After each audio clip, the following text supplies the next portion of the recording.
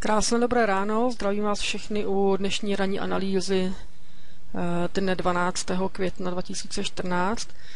Máme pondělí a po pátku, po té negativní náladě se nám trošku cena zastavila zde na singlu a na objemech na této hladině 37,45, kde začala cena rotovat a nyní vidíme, že se malinko nadechují a mají tendenci korigovat trošku výš, kde zřejmě je možný zase vzít nějaké short pozice a spekulovat na nižší pohyb v rámci negativní nálady.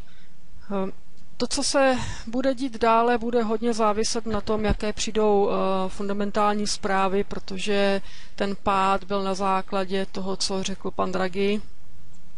Vidíme opravdu během těch 2 dnů silný propad a oslabení eura. Nedá se úplně říci, zda ta korekce bude někam na 1,38, tak nějak bych to tam viděla. Tady je silná rezistence, další rezistenci potom máme na hladině 38,40, zde v těchto místech.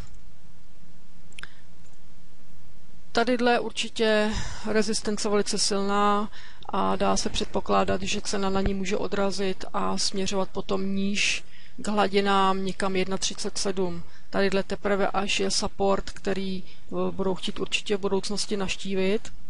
Takže pokud negativní nálada bude pokračovat dál, tak zde 1,37 a další support potom máme na 1,3660, řekněme přibližně.